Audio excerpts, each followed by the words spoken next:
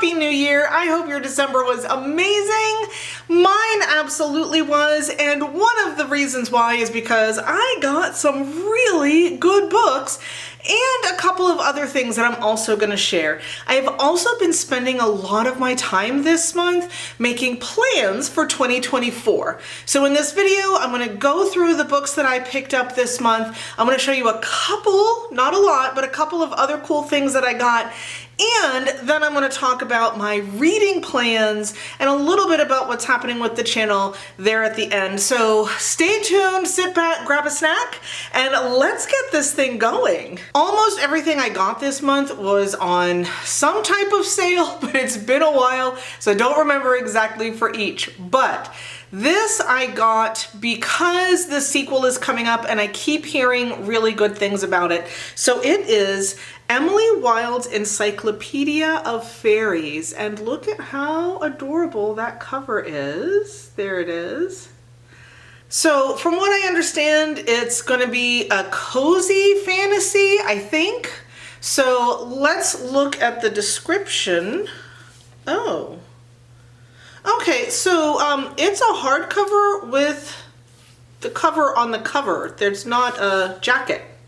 So I didn't even notice that. So, okay, so it's on the back. A curmudgeonly professor journeys to a small town in the far north to study fairy folklore and discovers dark magic, friendship, and love in this heartwarming and enchanting fantasy. Cambridge professor Emily Wilde is a genius scholar who is writing the world's first encyclopedia of fairy lore, and Emily Wilde lives for her work. She emphatically prefers the company of her books, her dog Shadow, and the fair folk to other people. So when she arrives at a hard-scramble village in the far north, Emily wishes only to focus on her studies. She certainly doesn't have time for another new arrival, her dashing and insufferably handsome academic rival, Wendell Bamblebee, who manages to charm the townsfolk, muddle Emily's research, and utterly confound and frustrate her. But as Emily gets closer and closer to uncovering the secrets of the hidden ones, the most elusive of all fairies, lurking in the shadowy forest outside the town, she also finds herself on the trail of another mystery.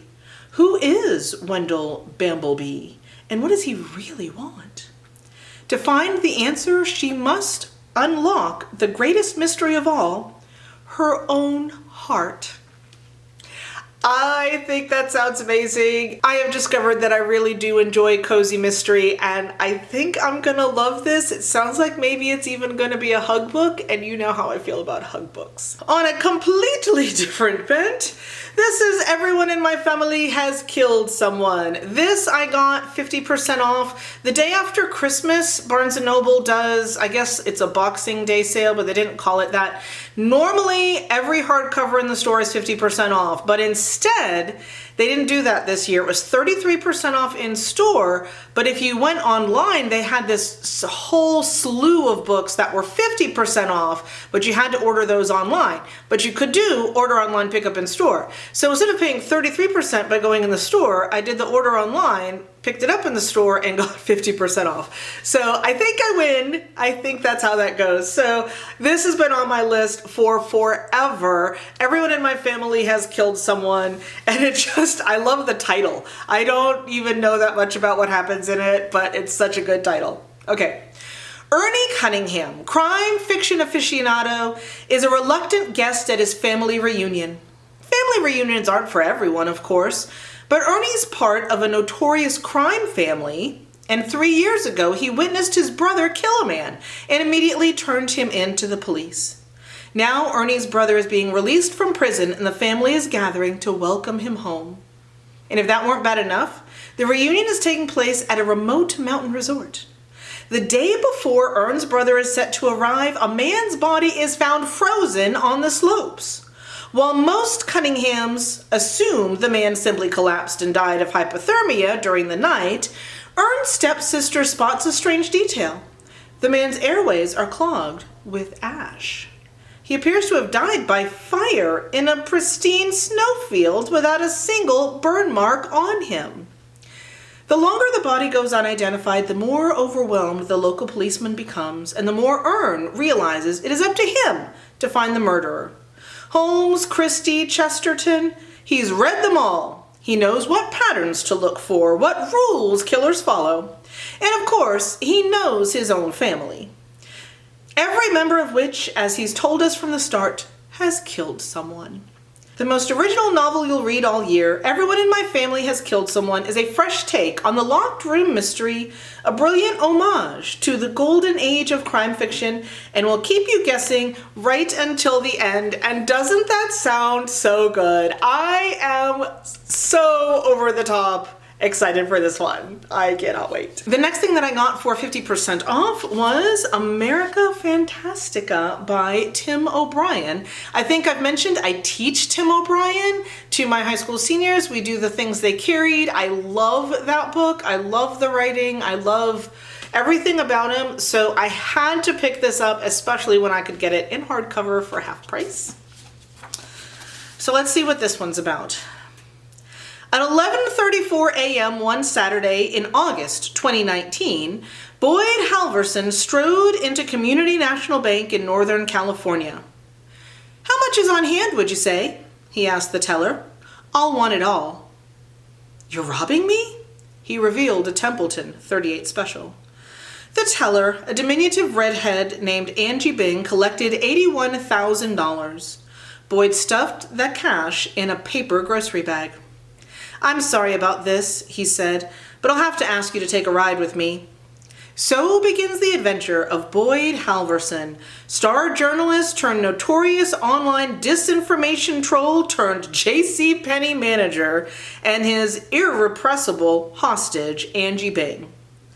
Haunted by his past and weary of his present, Boyd has one goal before the authorities catch up with him: settle a score with the man who destroyed his life. By Monday, the pair reach Mexico. By winter, they are in a lakefront mansion in Minnesota. On their trail are hitmen, jealous lovers, ex-cons, an heiress, a billionaire shipping tycoon, a 3-tour veteran of Iraq, and the ghosts of Boyd's past. Everyone, it seems, except the police.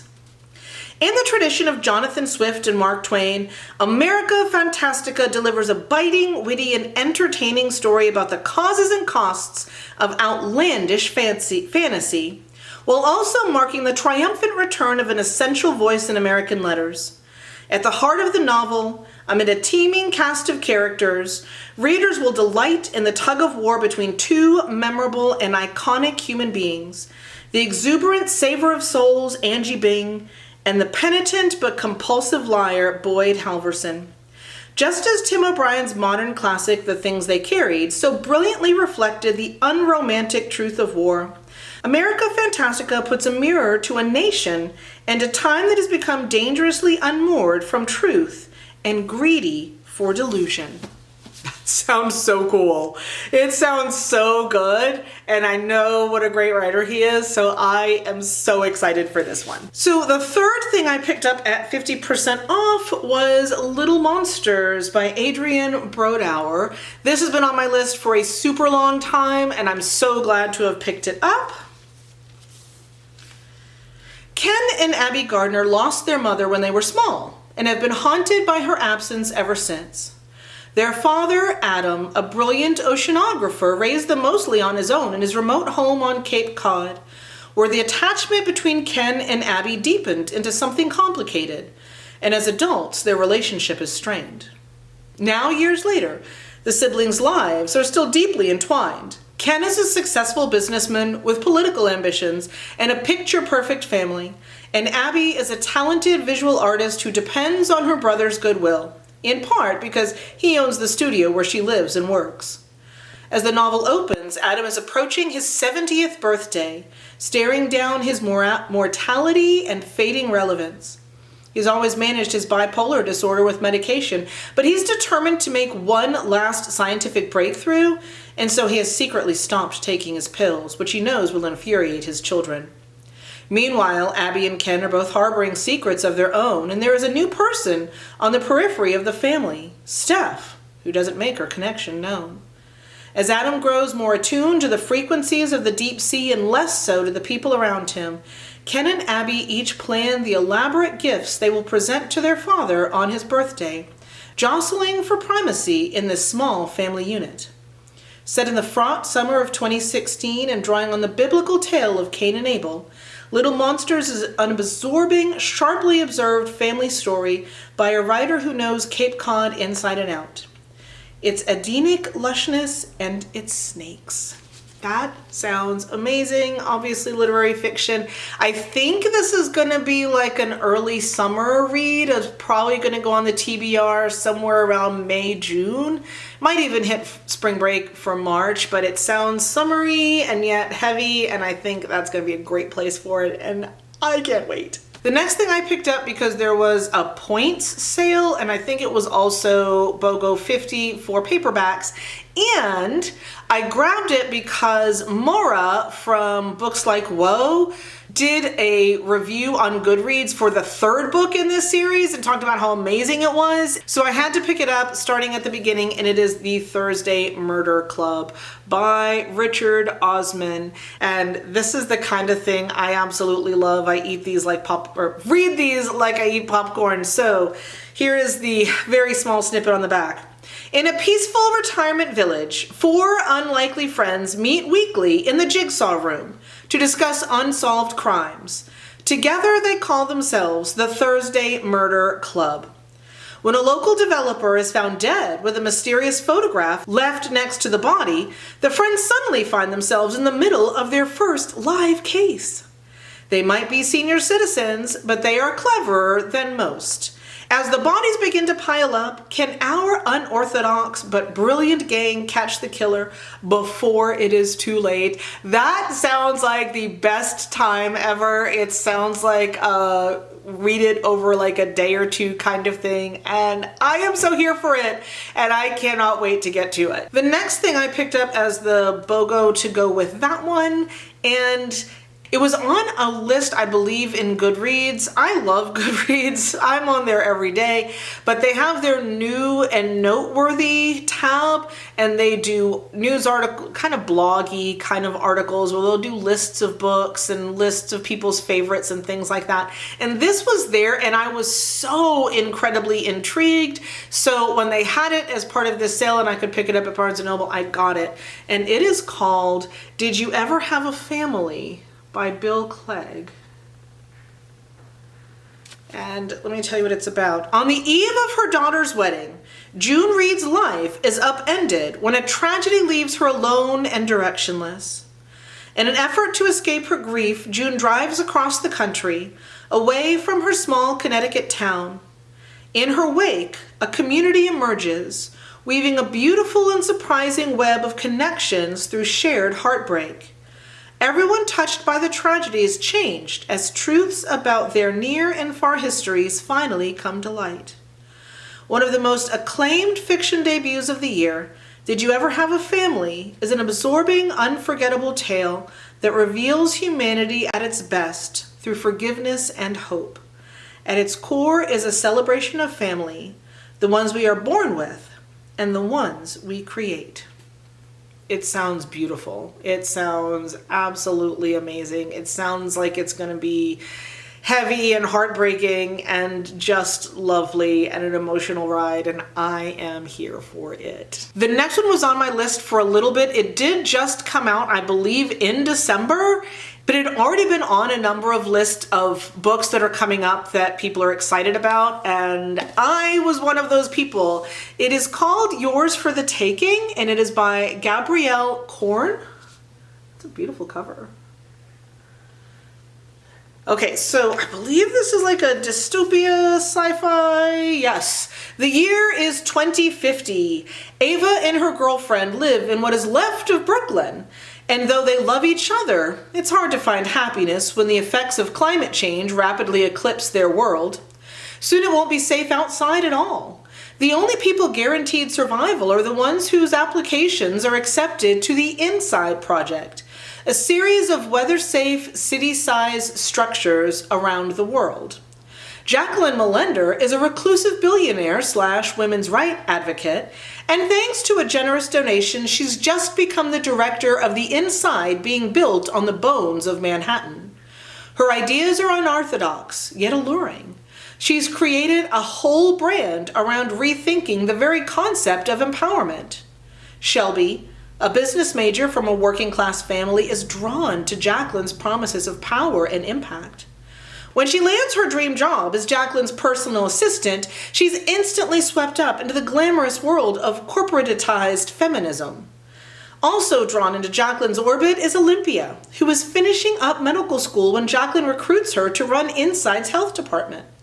The more Olympia learns about the project, though, the more she realizes there's something much larger at play. When Ava is accepted to live inside and her girlfriend isn't, she's forced to go alone. But her heartbreak is quickly replaced with a feeling of belonging. Inside seems like a safe space she's been searching for, most of the time. Other times she can't shake the feeling that something is deeply off. As she, Olympia, and Shelby start to notice the cracks in Jacqueline's system, Jacqueline tightens her grip, becoming increasingly unhinged and dangerous in what she's willing to do and whom she's willing to sacrifice to keep her dream alive. At once a mesmerizing story of queer love, betrayal, and chosen family, and an unflinching indictment of white corporate feminism, Gabrielle Korn's Yours for the Taking holds a mirror to our own world in all its beauty and horror. That sounds amazing. I love dystopian, futuristic things, and this sounds like it's exactly in that wheelhouse, and I can't wait. This is certainly going to be something that I hope to get to in the very near future. Really quickly, I want to show you two other things that I got that are not books. This was a Christmas gift from Liam, and I don't know if I can get the glare off of there. It is a 3D puzzle. It is a globe of Westeros and Essos. I have never done a 3D puzzle before. I hate that there's so much. Okay, I think you got it. I hate there's so much glare. Sorry about that. So I've never done a 3D puzzle before, but it looks amazing and it looks so cool, and I'm super excited to give it a shot. So that's going to be happening. And then this was a Christmas gift to me, and so I thought I would show it. I'm not sponsored by it. Y'all know, nobody's sponsoring me. I would be nice. I would shout it from the rooftops if anyone ever sponsored me. I'd be like, yo, I did it. But no. So this is a company called Soonness, and they're like an independent puzzle making company. And so I got this for myself for the holidays, and I'm going to show you what comes in this box because it's so well packed. So the cover opens and it comes up like this. Look at this puzzle. Look at that puzzle. Oh my God, it's so pretty. So it is a 1,000-piece puzzle. So here's my puzzle box. The box is matte. And then inside the box, sorry, I don't have a way to show you an overhead view of me pulling this top off. It comes with a paper bag for when you finish the puzzle so that you can put the pieces away safely and not have to get out a plastic bag. The pieces also come in a paper bag. So I haven't opened it yet, I haven't done it yet. And then it also comes with a postcard of the entire image. How adorable is that? And see, it's a real postcard. It's got like the postcard stuff. I don't know that I've ever mailed a postcard, but that's just so cute. And then it also comes with a full-sized matte poster of the full image to help you with doing the puzzle. Like, how absolutely adorable is this? So yes, I also do puzzles along with reading. I do lots of things when I am at home. If you have any interest in the puzzle stuff and would like me to maybe supplement a little bit with puzzles I get or talking about the puzzle I've been doing, let me know in the comments. I'm happy to add a little bit of that. I don't want to turn the puzzling into kind of the work aspect of what is YouTube. I want it to stay as fun as possible, but I love talking about stuff that is fun with you guys, and so I'm super happy to do that if you're interested. If you're not interested, no harm, no foul. I just thought I'd throw that out there. And so finally, I wanted to talk a little bit about my reading goals and my plans for 2024. So first off, I am setting my Goodreads reading goal at 52. That's one book a week. I should be That's what I achieved in 2023. I think I'll go over that. I will probably adjust it up if that happens, but I don't want to be overwhelmed. And that is kind of my goal for this year, is to accomplish a lot without getting overwhelmed. I bought a house this year, y'all. In case you didn't know where this channel started, was in buying my house and looking at houses and all of that. And so the first few months, especially in this house, was nothing but overwhelm. So I want desperately to get back to feeling like I'm accomplishing things without always feeling like I'm in the process of drowning. So everything I'm setting goals for, I'm also making sure they're reasonable and not overwhelming, and then moving on from there. So the goal as of right now is 52 books for the year. I also have a book purchasing goal, and so this is the way this is going to work. I right now, including the book of the month that is on its way, and you guys will get a video mid-month or so, own 270 books that I haven't read. I would like to be less than that at the end of the year. So I'm not giving away books that I haven't read. I would like to read at least one more than what I buy, because I tend to be in the other direction, where I'm buying 8 to 10 and I'm reading 5 to 6, and so the TBR is just growing. So I would like to, at the end of the year, have read at least one more than what I buy. So I'm not setting this astronomical, I'm going to read 100 beyond what I have, anything like that. It's going to be reasonable, but yes, I want to have my owned TBR to be one less than whatever I purchase. I also have other goals. There are things that I would like to get done in this room. There are some things I need to do for the outside of the house and those types of things, but I don't need to go into those specifics. I had considered doing a planning video, but there are so many people who specialize in that who would do a much better job than me, so I just decided I'll throw it on here. One other thing that I am going to be doing, and it is kind of my primary goal for the year, is to write more. I want to get back into a daily or near daily habit of writing for at least an hour a day. And so that's my primary focus. And so the channel is now going to be a secondary focus. My goal for the channel is to get better at batch filming. So things where I know it's not time specific, like an unboxing or things like that, or my TBRs, that I can do them kind of ahead on the days that I have the time. So this becomes, again, a little less overwhelming at the times when I've got a lot on my plate. Plus, it's not the filming that's a problem. I can sit and talk to y'all all day. It's the editing.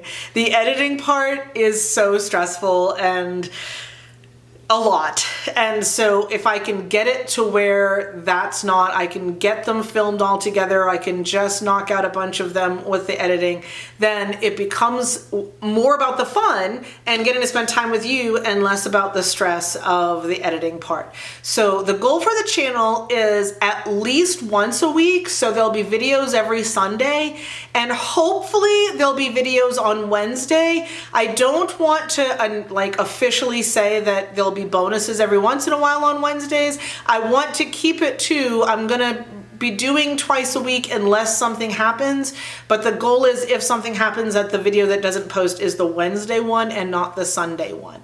So hopefully all of that made some sense. I do have a lot of really good videos coming up this month. I am going to do a full series reviewing everything I read in 2023, a video about the things that were not for me, a video of the things that I absolutely loved, a video about everything that was kind of in the middle. I do still want to do a more detailed review of the things that I read throughout the fall and in December, which there are some amazing books in there and some like, what happened with this? So there's a lot coming up. I really hope that you will stick around. If you've stuck around this long, go ahead and hit that subscribe button and make sure that you get to find out every time that I post something. And in the meantime, I hope that you have an absolutely amazing rest of your week and that you get to read some really amazing books. Bye, y'all.